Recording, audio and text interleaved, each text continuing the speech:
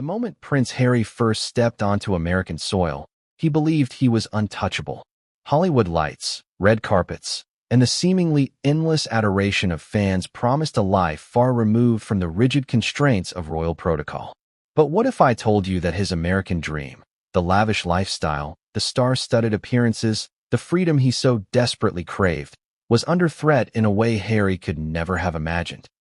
What if every selfie, every public statement, every page of his memoir Spare could come back to haunt him in the most public and humiliating way possible? That is exactly where we find ourselves today. A former prince on the brink of deportation, his U.S. visa hanging by a thread, in a legal battle that has captured the attention of millions. Before we continue, please hit the like button, subscribe to the channel, and turn on the notification bell for updates.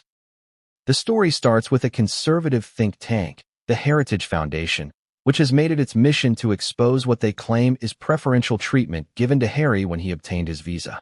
According to them, Harry's admissions of past recreational drug use and Spare should have automatically disqualified him from entering the United States, or at least made the process far more difficult. This is where politics, celebrity, and the law collide in a dramatic, almost cinematic fashion. Now, imagine this. The former president of the United States, Donald Trump, personally intervenes to reopen a visa case involving a royal. This isn't something you see every day. It is rare. It is unprecedented. And it is absolutely explosive. Why would Trump care about Prince Harry's legal status in America? The answer lies in politics, optics, and perhaps even a carefully calculated move to highlight what some consider the hypocrisies of celebrity culture and elite privilege. But the implications for Harry are far more personal. His freedom to live in the country he has called home is now subject to political whims, public scrutiny, and legal scrutiny that is merciless in its detail. To understand how Harry got here, we need to go back a little. After stepping away from his official royal duties in 2020, Harry and Meghan Markle sought a life free from the scrutiny of the British press. Their relocation to California seemed like the perfect solution. Sunny skies, a thriving celebrity network, and the promise of privacy. But the reality of American immigration law is far less glamorous than Hollywood portrayals. While many saw a prince enjoying his hard-earned independence, lawyers and immigration officials saw a man whose past behaviors and public admissions could create very real obstacles. Let's talk about Spare. Harry's memoir was a tell-all in the truest sense. It revealed personal struggles, mental health battles, and yes, admissions of recreational drug use. For millions of readers, it was a candid, humanizing narrative. But for legal experts and the Heritage Foundation, every page was ammunition. In the eyes of American immigration law, recreational drug use, even years prior, can raise significant red flags. And the Heritage Foundation didn't waste a moment. They argued that Harry either received special treatment or, at the very least, benefited from a system that is far more lenient with the rich and famous than with ordinary citizens. It's here that the story becomes not just about Harry's past, but about power, privilege, and accountability. Because this isn't a simple legal dispute. It is a drama of global significance. Think about it. We are talking about a man who once served as a senior royal, someone who has been photographed more times than most of us can count, and whose every word has been scrutinized for decades. Yet, a conservative think tank claims that even this pedigree doesn't excuse him from following the law. The irony is stark, the stakes immense. And then there's Trump. Yes, Donald Trump. He didn't just make a passing comment or a viral tweet. Reports indicate he has actively reopened the visa case, effectively throwing the full weight of political influence into a legal battle that could see Harry expelled from the United States. For a man who has navigated scandals, tabloid headlines, and public humiliation, this is a scenario that is entirely new. Suddenly, he is no longer a prince. He is no longer a global celebrity insulated by wealth and fame. In the eyes of the law, he is a foreign national whose right to stay in the U.S. is being challenged. So why does this matter to you, the viewer? Because this is more than a royal story. This is a story about accountability, about the collision of celebrity and law, about the way power works in a system that sometimes seems unfairly tilted. It is also about human vulnerability. Even someone as seemingly untouchable as Prince Harry can be exposed, scrutinized, and possibly punished. And in a world where social media amplifies every development, where news cycles are relentless, and where public opinion can swing like a pendulum, the stakes are higher than ever. Imagine the scenes unfolding behind the headlines. The closed-door meetings with lawyers, the frantic calls to advisors, the media cameras flashing outside a courthouse. Harry, once celebrated for his courage and candor, now facing a situation that could unravel the life he has carefully constructed. And yet, as intense as all this is, it is only the beginning. Because what comes next involves political maneuvers, legal strategies, media spin, and revelations that are nothing short of shocking. The Heritage Foundation has made their intentions clear. They want transparency, accountability, and, if necessary, consequences. And Trump's involvement adds a level of unpredictability that no one could have anticipated. For Harry, every move counts. Every statement he makes could be dissected.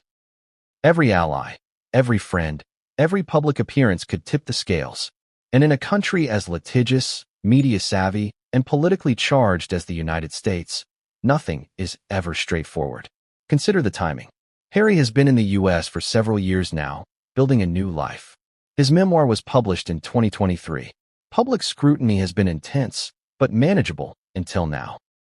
The reopening of the visa case, coming at a politically charged moment, threatens to turn manageable scrutiny into an existential crisis. The thought alone is enough to make anyone pause. How does one navigate a situation where legality, politics, and public perception all converge in a high-stakes drama? Harry is about to find out. And the questions multiply. Will Harry be able to defend himself effectively? Can his legal team counter both the Heritage Foundation's claims and the political pressure from the Trump administration? How will Meghan respond? And what role will public opinion play in shaping the outcome? These are not idle questions. They are questions that determine not only Harry's ability to stay in the United States, but also his reputation, his legacy, and possibly even his family's future. What makes this story even more compelling is the human element. Prince Harry is not just a public figure. He is a father, a husband, a son. The potential fallout from deportation goes beyond celebrity headlines. It affects real lives. Imagine the emotional turmoil of having to uproot a family, of facing international attention not for achievements, but for past mistakes and legal technicalities. It's a stark reminder that even the most privileged individuals are not immune to the consequences of their actions. And yet, there is an almost cinematic quality to the story that keeps people riveted. You have the prince, the ex-president, the conservative think tank, the media circus, and the looming shadow of a courtroom battle that could decide everything. Every element of drama, tension, and suspense is present. Every chapter of this saga promises twists, betrayals, and revelations. And it's only going to get more intense from here. So, here's what you need to keep in mind as we dive deeper. The reopening of Harry's visa case is more than a legal maneuver. It is a challenge to his identity, his choices, and his freedom. It is a test of resilience, strategy, and public perception. And as the story unfolds, you will witness moments that are shocking, ironic, and deeply human. Moments that make you question what you thought you knew about fame, privilege, and the consequences of past actions. By the end of this hour-long journey, you'll understand why this is being called the end for Harry by some commentators. You'll see the twists and turns, the alliances and betrayals, the public and private pressures, and the decisions that could alter the course of his life forever. And you'll be left asking yourself, could any of us survive under such scrutiny, with so much at stake, and with the law and politics both stacked against us? Could you imagine leaving behind the world you've known your entire life, the pomp, the protocol, the palace, and stepping into a country where no one owes you anything? For Prince Harry, that leap seemed like freedom itself. America, with its sun-soaked streets, celebrity glitz, and culture of reinvention, promised a fresh start. The idea was seductive. No royal obligations, no media traps at every turn, no suffocating family expectations.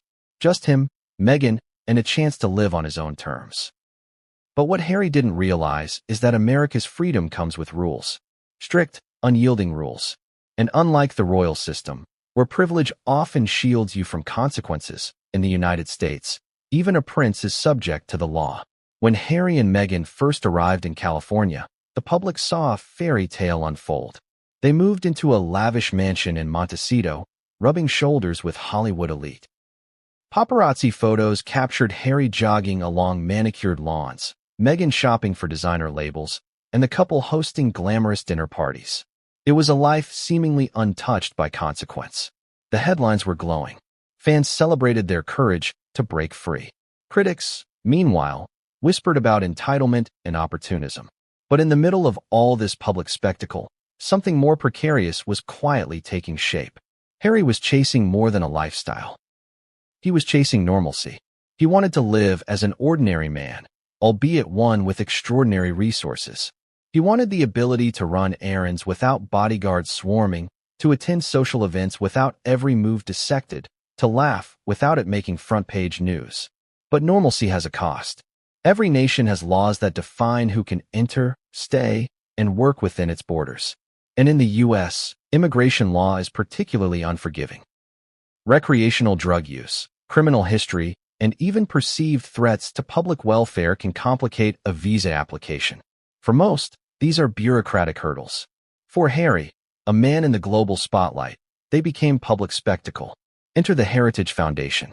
Long before Trump reopened Harry's visa case, this conservative think tank had been quietly scrutinizing his every move. They claimed that Harry's past drug use should have barred him from receiving a U.S. visa. The memoir Spare, which Harry intended as a candid reflection of his life, became the focal point of legal arguments. The Heritage Foundation argued that by publicly admitting to past marijuana and cocaine use, Harry had violated the criteria that typically disqualify applicants. And here's where it gets complicated. If ordinary Americans faced similar admissions, they might be denied entry outright. But Harry, a prince, seemingly passed through the system without incident. This is what the Heritage Foundation seized upon, alleging preferential treatment.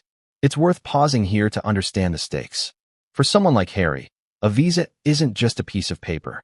It's the key to his new life. It allows him to work, travel, and live legally in the country he has chosen. Losing it would be catastrophic, not only personally, but professionally. His deals, public appearances, charitable work, and even day-to-day life depend on that legal status. And yet, when you're in the public eye, nothing remains private. Every admission, every action, every headline can be weaponized. For Harry, this reality hit hard. He had left one stage of life for another, expecting a fresh start, only to discover that fame carries a shadow. It doesn't matter if you're a prince or a Hollywood actor, your past can follow you. And in Harry's case, it was following him like a relentless legal shadow. Every day, his visa status was under scrutiny. Every public comment, every interview could become fodder for a courtroom battle. And then there's the personal dimension. Imagine living a life under constant public and legal pressure, trying to protect your family while also managing your own mental health. Harry had long been candid about his struggles with anxiety, depression, and the trauma of growing up in the royal spotlight. He sought therapy, sought counseling, sought understanding. But no amount of personal growth could shield him from a legal system that doesn't care about intentions, only facts.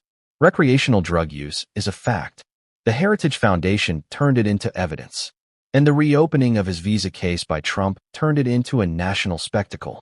But it's not just about law and politics, it's also about image. Harry had spent years cultivating a public persona as a relatable, down-to-earth royal. He spoke openly about his struggles. He championed mental health initiatives. He wanted to be seen as someone who had grown, learned, and evolved. But in the harsh light of legal scrutiny, personal growth can be overlooked. What becomes visible is a ledger of past mistakes. Admissions in Spare that were intended to humanize him now threatened to define him in the eyes of immigration authorities. And the stakes only intensified because of timing. The reopening of the visa case came at a politically charged moment. Trump, always a polarizing figure, threw his weight behind a legal battle that could see Harry expelled from the United States. Suddenly, this wasn't just a matter of paperwork. It was a collision of politics, law, and celebrity. And Harry, who had left the royal family seeking freedom, now faced one of the most public and politically fraught challenges of his life. Consider the irony. Here was a man who had spent decades under intense media scrutiny, who had navigated scandals and controversies with poise, suddenly facing an entirely new kind of vulnerability. A vulnerability not in the tabloids, but in the cold, procedural language of law and political maneuvering. For someone who had always been protected by status, wealth, and fame, this was uncharted territory. Yet, amidst the tension, there were glimpses of the life Harry had envisioned. Private dinners with Meghan, quiet moments with his children, charity work that allowed him to leave a mark beyond his title. He experienced joy, laughter, and connection. But each of these moments was shadowed by the knowledge that any misstep, any public appearance, any statement, any revelation, could reignite scrutiny and potentially tip the balance against him. Freedom, it seemed, came at a price. And as dramatic as it all is, this chapter of Harry's story raises questions about fairness, privilege, and accountability. Should fame shield someone from the consequences of past actions?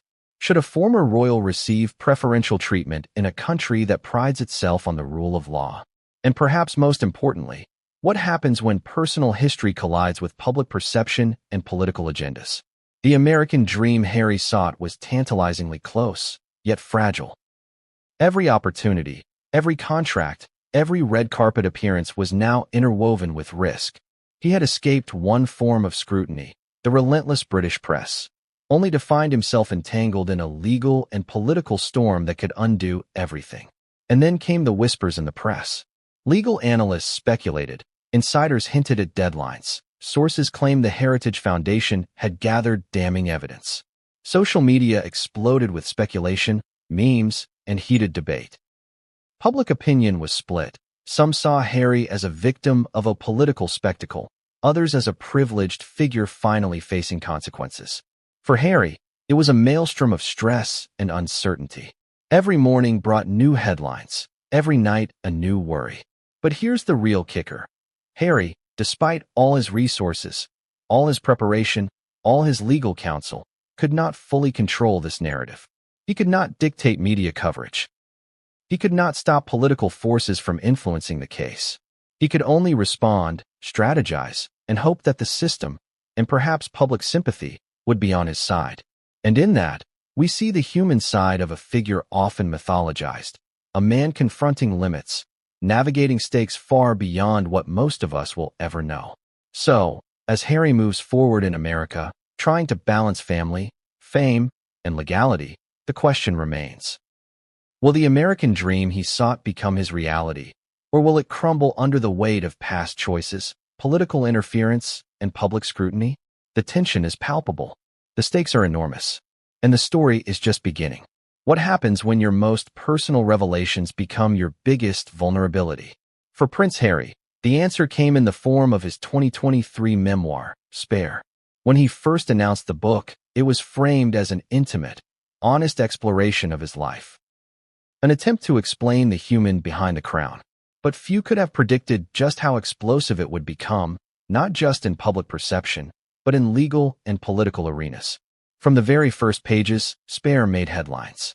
Harry detailed moments that had previously been shrouded in secrecy, his struggles with mental health, the trauma of losing his mother, and his ongoing efforts to step out of the shadow of the royal family.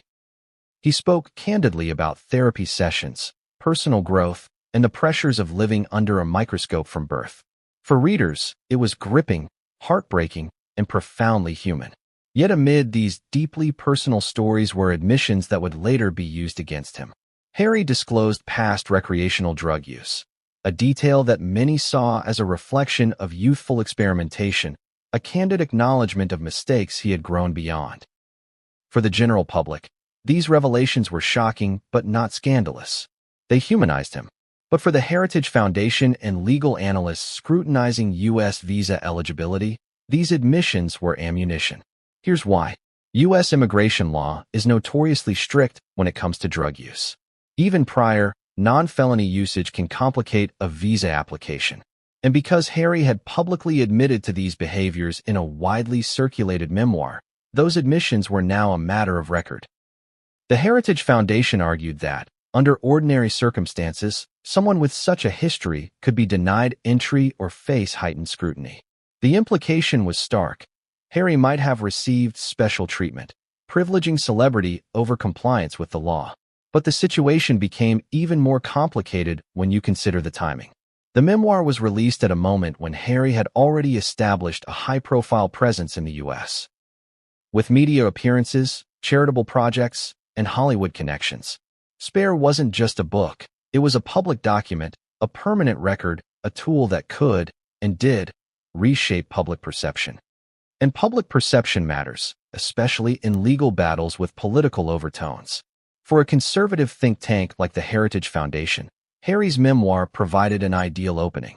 They could frame the story as one of accountability, highlighting discrepancies between celebrity privilege and ordinary citizens' experiences under U.S. immigration law. It became more than a biography. It became evidence in a broader debate about fairness, privilege, and legality. The memoir also exposed contradictions. Here was a man who had spent years advocating for mental health awareness, emphasizing personal responsibility and growth. Yet, in the eyes of the Heritage Foundation, Harry's public admissions suggested recklessness or disregard for legal norms. The irony was striking. A narrative intended to showcase vulnerability and honesty was now reframed as a potential violation of law and a sign of preferential treatment. But Spare's impact went beyond the legal realm. It ignited a media frenzy unlike anything Harry had experienced before. Headlines splashed across tabloids and online news outlets, framing the prince as a man living in contradiction. Fans debated whether he was courageous for speaking openly or naive for exposing himself to scrutiny. Critics argued that his honesty was a liability in the very country where he had sought freedom. Social media exploded, with memes, debates, and viral threads dissecting every chapter of the book. The narrative was no longer controlled by Harry. It was being shaped by a public eager for drama, controversy, and intrigue.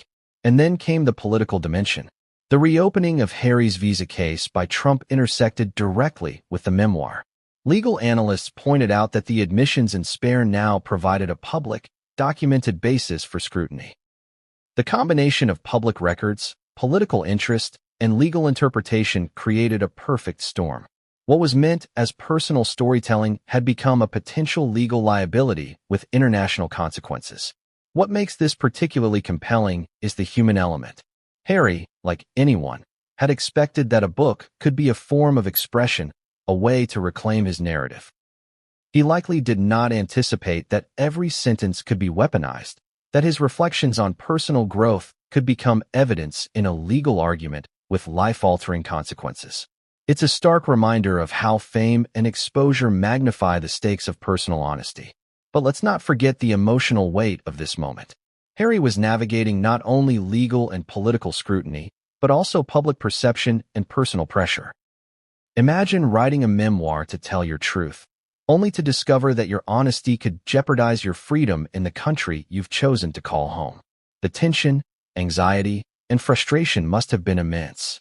And this is where the story takes a dramatic turn. The very tool Harry used to humanize himself became central to a narrative of potential downfall. There's also the element of contradiction that makes this story irresistible. On one hand, Harry is celebrated for openness, courage, and vulnerability. On the other hand, the same openness has created an unprecedented legal and political challenge. It's a tension that drives the drama forward, keeping the public glued to every new development. And it's precisely this tension that makes the reopening of his visa case so compelling. And the implications extend beyond Harry himself. Meghan Markle, his family, and even the public are affected. The legal scrutiny threatens not only Harry's ability to live in the U.S., but also his capacity to maintain public engagements, business ventures, and media projects. The stakes are intensely personal and deeply consequential. Every page of Spare becomes a reference point, every admission a potential risk, every interview a possible headline. The Heritage Foundation's strategy was meticulous.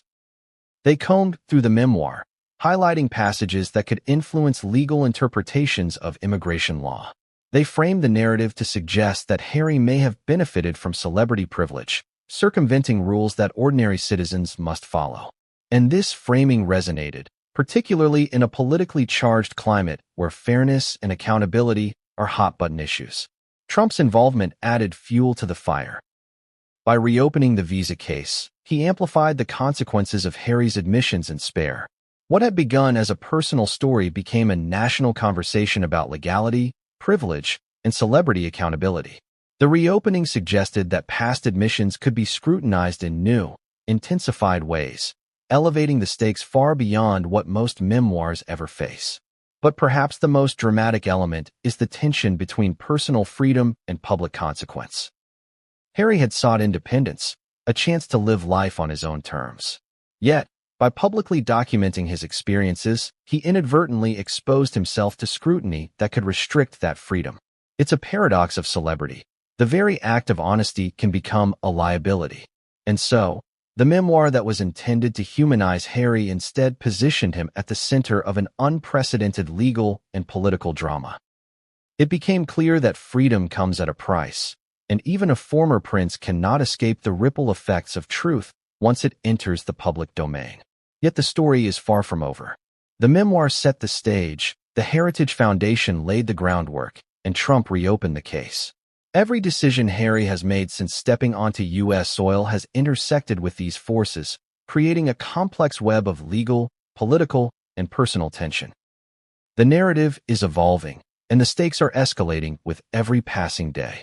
And just when Harry may have thought he could navigate this challenge, control the narrative, and protect his family, the next bombshell was already brewing. One that could redefine the entire battle over his U.S. visa, his freedom, and his future in a country he had chosen as his home. Have you ever watched a public event where the energy shifted so suddenly, so violently, that you could almost feel the air being sucked out of the room? That was the mood inside the Time Auditorium the moment Leonardo DiCaprio glanced toward Prince Harry with that now infamous half-smirk, an expression people later described as amused, annoyed, or outright mocking, depending on who you asked. But the real question is this. Why did a Hollywood legend who practically never engages in public conflict choose that moment, that stage, that audience, to make a point that would ripple across the world? And why did that point land straight at Harry and Meghan? At first, no one understood what was happening. The crowd had been warm. The speeches had been predictable. The cameras were rolling. The teleprompter glowed its steady blue. And then DiCaprio veered off script. Not by accident. Not because he lost his place. But with the deliberate confidence of someone who had been waiting for the perfect moment. You could almost hear the gears turning in the room. 1 second, people were nodding politely. The next, something in the air snapped tight, like a wire pulled too far. Faces shifted. Eyes widened. Even those who normally stayed stone-faced during celebrity events leaned forward in their seats. And Harry? He didn't lean forward at all. He froze. Just slightly. Just long enough for the cameras to pick it up. Just long enough for the front row to notice. His expression didn't break, but his posture did. A microscopic shift. A blink too long. A swallow too hard. The kind of reaction that comes only from someone who has no idea what's about to be said, but knows it won't be good. Why? Because this wasn't random. This wasn't spontaneous. This was the moment the world would later replay in slow motion, analyzing frame by frame like a political scandal. And it all started with DiCaprio raising his glass, pausing, and saying 7 words that sent social media into meltdown. And here's to Harry, Meghan's brave puppet. The room didn't gasp. It stopped breathing. No one laughed. Not right away. The sound that filled the auditorium was something far more electric. A mixture of shock, confusion, and the kind of collective disbelief that only happens when a line crosses a boundary no one expected to be crossed. Think about it. Leonardo DiCaprio is not a tabloid actor. He does not involve himself in royal drama. He doesn't take public shots at other celebrities, especially not at global figures like Prince Harry. So why did he do it? And why then? This is where the tension in the room escalated. Harry's face flushed. You could see the slow reddening from his cheeks to his ears, visible even under the stage lights. His jaw clenched, the way it does when he's trying to keep his cool. The muscles tightened. His breathing shifted. His hand curled slightly in his lap. But that wasn't the important part.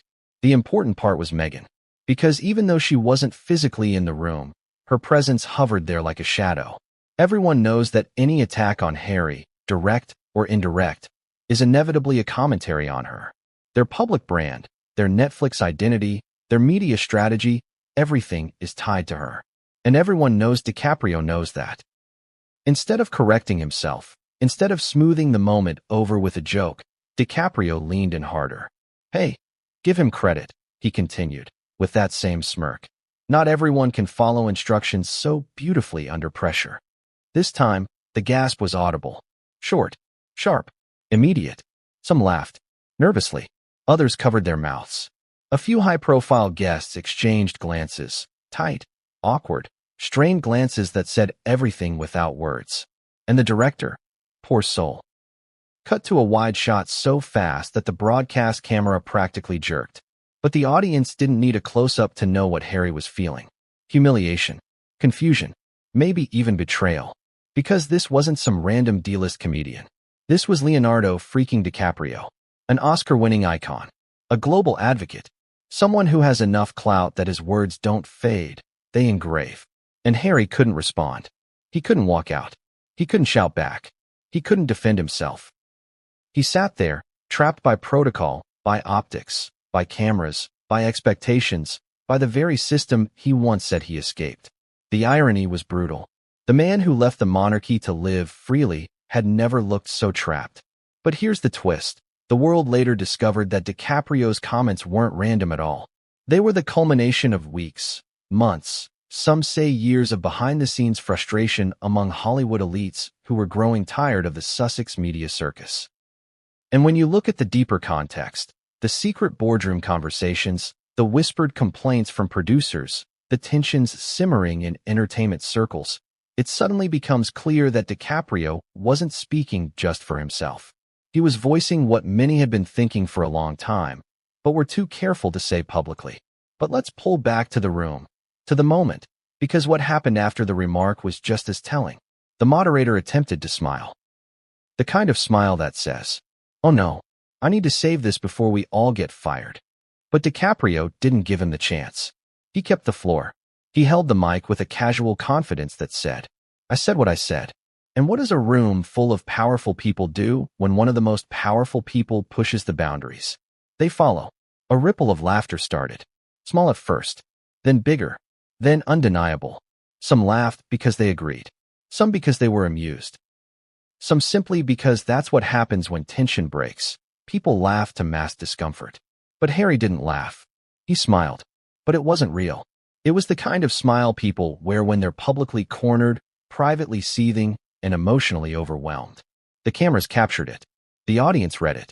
The journalists memorized it. And backstage, it only got worse. Because even though Harry tried to save the moment, straightening his posture, nodding respectfully, pretending the sting didn't land, DiCaprio wasn't finished. He ended his segment with a line that would explode across social platforms. Let's hope his next role comes with his own script, not someone else's. You could feel the ground shake under that one. That wasn't a joke. That wasn't a tease. That was a public indictment. Of Harry. Of Meghan. Of their entire public narrative. And the wildest part?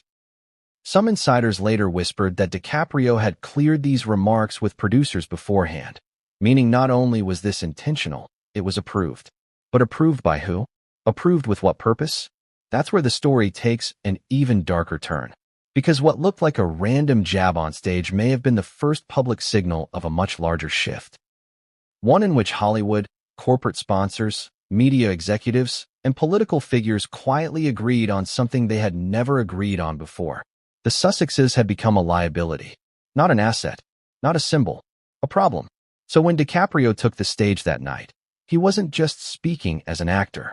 He was speaking as a messenger, a warning shot, a line in the sand. And the people in the room understood it immediately, even if viewers at home didn't. But here's the moment almost no one saw. The instant DiCaprio walked off stage, Harry exhaled. Not a normal exhale. The kind of exhale someone gives when they're trying not to shake. A few attendees noticed. A few phones captured it. But the real story, the real chaos, was happening backstage, where producers whispered, assistants panicked, and Harry's team scrambled to figure out one thing. How do we spin this? Because you can hide a lot in Hollywood, but you can't hide humiliation. And you can't hide how a man reacts when someone strips away the public version of himself he spent years trying to build. But the real twist, the twist no one expected, came minutes later when a member of the production staff claimed to overhear Harry muttering something under his breath. Something quiet. Something sharp. Something that suggested DiCaprio's jab wasn't just a joke. It hit a truth Harry didn't want exposed. And that truth? It's the piece of the puzzle that sent the entire royal narrative spiraling. Because what people didn't know yet, what they couldn't have known, was that DiCaprio was preparing to reveal something else. Something he hinted at, but didn't say on stage. Something that would change the entire meaning of his remarks. Something Harry absolutely did not want to be public. Something that connects directly to Meghan's private influence. Hollywood pressure. And a behind-the-scenes scandal the Sussex team had worked desperately to bury. And when DiCaprio stepped off the stage, he reportedly turned to a colleague and said 6 words that would later leak. It's time someone said it. But what was the it he meant? What truth had been hovering under the surface? Why did he choose that moment to let the world know Harry was being controlled? And more importantly, controlled by who? And for what reason? Because that's where the story takes its wildest turn yet. A turn no one in that audience could have predicted. A turn that would leave Harry scrambling, the palace seething, Meghan furious, and Hollywood whispering in shadows. And the craziest part? DiCaprio wasn't done. Not even close. Because what came next? What he revealed privately after the event? What insiders whispered about in parking garages and exclusive after-parties? Would change everything. And absolutely no one saw it coming.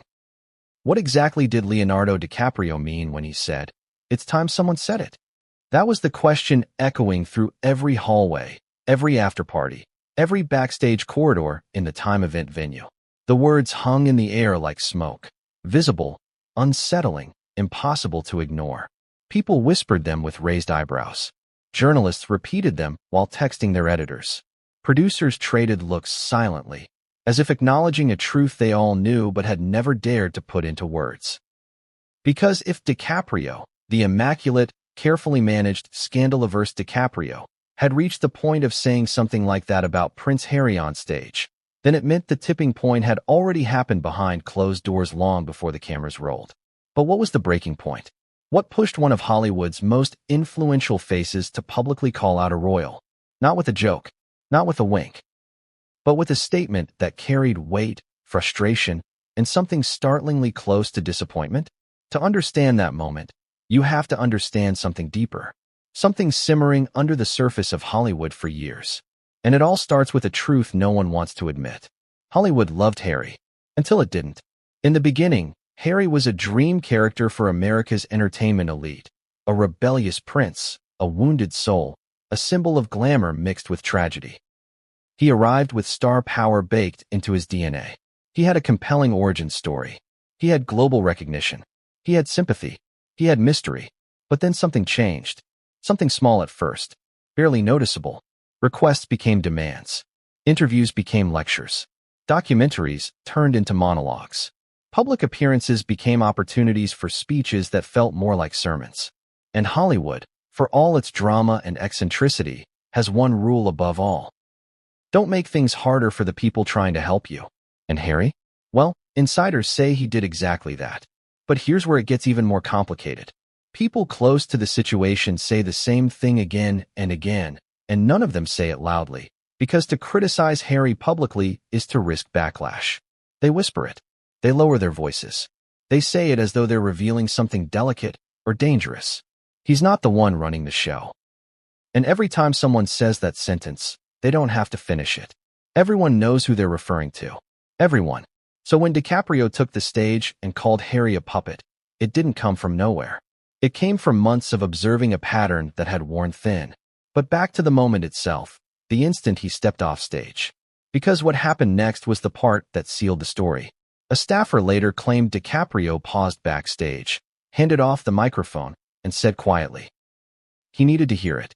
Not they. Not the audience. Not the world. He. Harry. Which means this wasn't just a Hollywood swipe. It was personal. And that's what made Harry's reaction even more fascinating. Once offstage cameras stopped filming him, Harry's practiced composure evaporated. He didn't shout. He didn't gesture. He didn't demand anything. But his expression told the entire story. He looked hurt. Not the theatrical, camera-ready hurt he sometimes adopts for interviews. Real hurt. The kind that slips out before public instinct can cover it. It wasn't embarrassment that showed on his face. It was something deeper. A question, a fear, a dawning realization. Because when someone you admire, or at least respect, publicly calls you out, it forces you to ask yourself something uncomfortable. Is it true? But before Harry could process the moment, something else happened backstage that threw gasoline on the fire. A senior producer, who had worked on the event for months, approached DiCaprio quietly and said, "You know this will blow up." From the outset, the event adhered to the expected structure: speeches from journalists and award recipients, brief introductions, and moments of applause that punctuated the evening. But despite the carefully orchestrated proceedings, there was a distinct undercurrent of unpredictability. The presence of Leonardo DiCaprio, with his calm yet commanding demeanor, injected a subtle tension into the room. Observers would later describe it as a quiet electricity, an invisible line drawn between expectation and reality. Harry, for his part, navigated the opening moments with caution. His team had meticulously prepared him for this night: scripts rehearsed, talking points memorized, and answers to anticipated questions polished to perfection. And yet, nothing could truly prepare him for the subtle psychological games at play. The audience could see the composed exterior, the charming smile, the carefully measured responses. But insiders watching more closely would later note micro-expressions, subtle flickers of unease, brief shifts in posture that betrayed the pressure he felt. Every movement was analyzed, every glance interpreted. The stage was no longer just a platform for awards. It had become a battlefield. DiCaprio's strategy, although not immediately obvious to the casual observer, was methodical. He didn't need to storm the stage or make a loud entrance. Instead, he used timing, presence, and psychological nuance to command attention. Observers noted that his interactions with other celebrities were deliberately subtle, creating an aura of calm authority. Every nod, every casual conversation, every measured glance contributed to a narrative of control: control over the room, control over perception, and, importantly, control over the unfolding drama that centered on Prince Harry. The audience itself became a character in this drama. Some were there purely for the spectacle, some to celebrate achievements, and some to observe the subtle power dynamics at play. Cameras panned across the crowd, capturing moments of intrigue: the brief raise of an eyebrow, the suppressed smile, the quick glance between influential figures. These were signals, both subtle and deliberate, that added layers of complexity to the event. The audience's perception of Harry and of DiCaprio was being shaped not just by the words spoken, but by the atmosphere, the tension, and the anticipation. Harry's public persona, carefully maintained over years, was being put to the test. The meticulous construction of charm, composure, and independence faced an unprecedented challenge. The subtle presence of DiCaprio, combined with the pervasive awareness of Meghan Markle's influence, created a scenario where every action, every smile, and every word was loaded with meaning. Harry's team had prepared for questions and interviews, but they could not anticipate the psychological pressure exerted simply by presence and implication. And then, as the event progressed, the first awards were presented, and applause echoed through the grand hall. The rhythm of celebration continued, punctuated by brief moments of speech and recognition. But even amidst the accolades, there was a growing sense of suspense. The cameras lingered longer than necessary on Harry and DiCaprio. Journalists whispered about the tension in the room. Social media feeds, live-streamed and instantly shared, began to speculate. Would there be a confrontation? Was DiCaprio about to address the elephant in the room? Every observer, both in the room and online, was waiting for the moment when anticipation would give way to action. One of the most intriguing aspects of the event was the dual narrative unfolding simultaneously. On one level, it was a celebration of influence, achievement, and impact. On another, it was an unspoken battle for perception and control. Harry represented the carefully curated public figure, polished, composed, and charming. DiCaprio, in contrast, represented subtle disruption, a figure whose reputation, intelligence, and presence could challenge perception without uttering a single word. The contrast between the two men created a dynamic tension that few could ignore, and it set the stage for what would soon become a defining moment. Observers later noted that the subtle interplay of glances and gestures was almost theatrical. DiCaprio's approach was deliberate. He made eye contact with key figures, engaged in brief but pointed interactions, and positioned himself in ways that maximized visibility without appearing overtly aggressive. Harry, despite his experience in public appearances, faced a unique challenge. He was not only performing for the audience, but also responding, unconsciously, to the psychological pressure DiCaprio exerted. Every polite nod, every measured smile, and every controlled gesture became a part of the narrative, a narrative that would soon be tested in the most public way possible. As the evening progressed, there were moments that, at first glance, seemed ordinary. Brief pauses between speeches, polite applause, and routine acknowledgments. But for those attuned to the subtleties of social dynamics, these moments were charged with significance. The audience's anticipation grew, amplified by the knowledge that a clash, psychological, public, and symbolic, was imminent. The tension was invisible yet palpable, a thread connecting every movement, every glance, and every whispered conversation. For Harry, the pressure intensified with each passing moment. His team monitored the proceedings, anticipating possible scenarios, offering subtle cues, and attempting to manage perception. Yet, as he moved through the event, the underlying reality remained. Every gesture was scrutinized, every expression analyzed, and every action interpreted. The duality of his public persona and private vulnerability created openings that observers, especially someone like Leonardo DiCaprio, could exploit. And then, the moment everyone had been waiting for approached. DiCaprio moved toward the podium. The room fell silent in a way that was more than ceremonial. It was anticipatory. Every eye followed him. Every camera lens focused on his movements.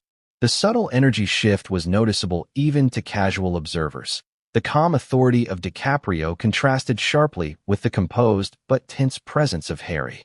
In that instant, the stage was not just a platform for recognition. It was a crucible for public perception, poised to test Harry's carefully maintained persona against the precise, deliberate challenge that DiCaprio represented. The significance of this moment cannot be overstated. The event, though glamorous and celebratory on the surface, had become a stage for a high-stakes psychological confrontation. Harry's duality, his public image versus his private reality, was about to be tested in front of a global audience. And DiCaprio's approach, subtle but calculated, was designed to expose cracks, test loyalty, and provoke reactions without the need for overt confrontation. As DiCaprio adjusted the microphone and surveyed the audience, a hush settled over the hall. The anticipation was nearly unbearable. Every camera shutter clicked in near unison, capturing a moment that would be replayed, analyzed, and dissected endlessly. Harry, standing slightly to the side, felt the pressure acutely.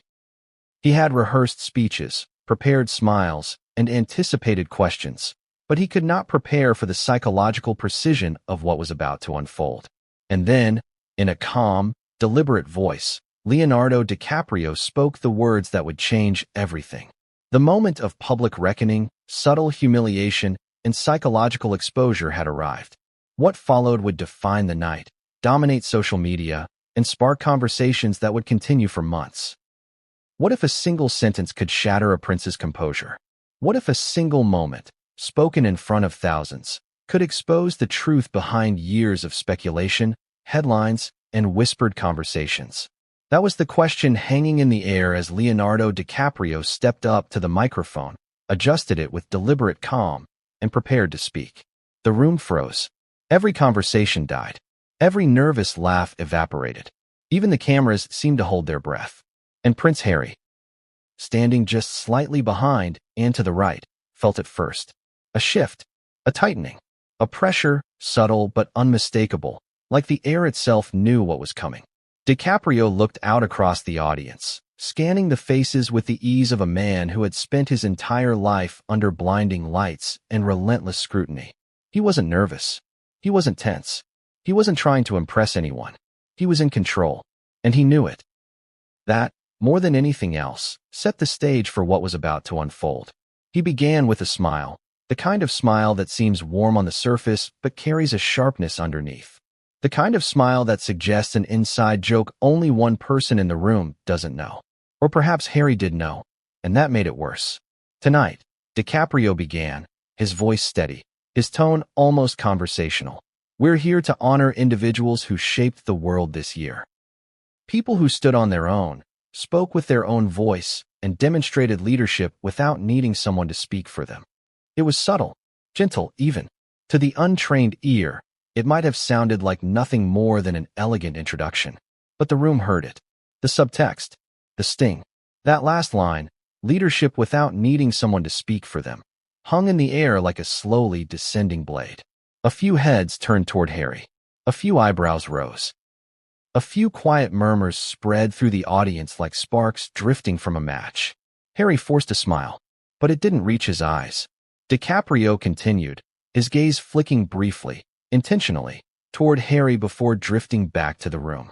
The moment lasted perhaps half a second, but Harry felt the impact like a physical push.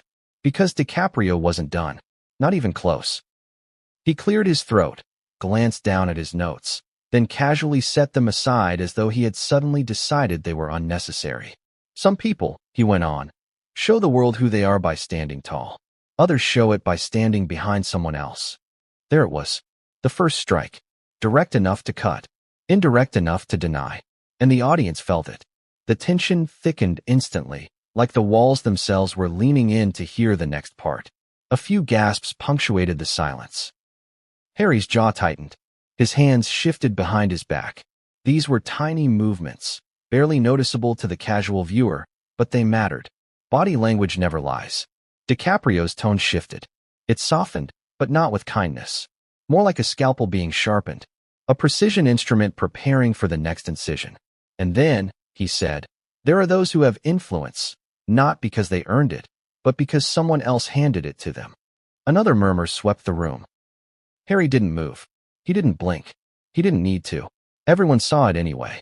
Because DiCaprio wasn't speaking into the microphone anymore. He was speaking directly to Harry, using the stage as a shield, using the moment as a weapon, using the audience as witnesses. But he still hadn't delivered the line. The line that would replay across social media for weeks. The line that would send shockwaves through global headlines. The line that would leave Prince Harry visibly stunned. Before that came something even sharper. A moment of silence. A pause. A long, deliberate, calculated pause. Public speakers know that silence is powerful. DiCaprio used it like a professional marksman uses stillness before pulling the trigger. In that silence, Harry's face shifted, just slightly. A tightening around his mouth. A shift in his stance. A faint narrowing of his eyes. Enough for cameras to catch. Enough for the audience to interpret. Enough for DiCaprio to see. And then he said it. Clear, calm, unapologetic. Some people aren't leaders. Their voice is coming from someone else's mouth. A puppet string has more independence. A ripple shot through the room. This wasn't subtle. This wasn't metaphorical. This wasn't veiled. This was a direct strike. A direct accusation. Leonardo DiCaprio had just called Prince Harry a puppet. Not privately. Not in an interview. Not as a joke. But on stage.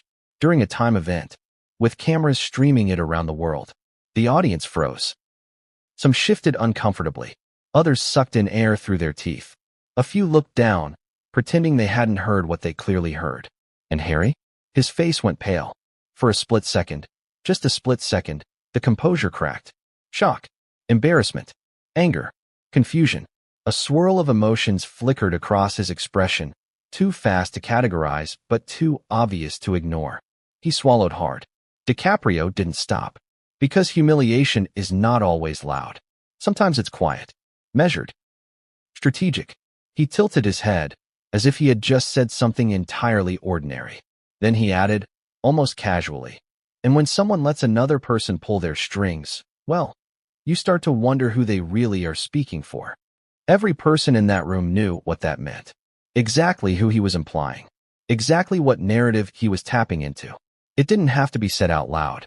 And yet, the silence that followed was more deafening than any accusation could have been. Harry blinked slowly. His throat tightened. His shoulders stiffened. He tried to smile, but the strain was visible.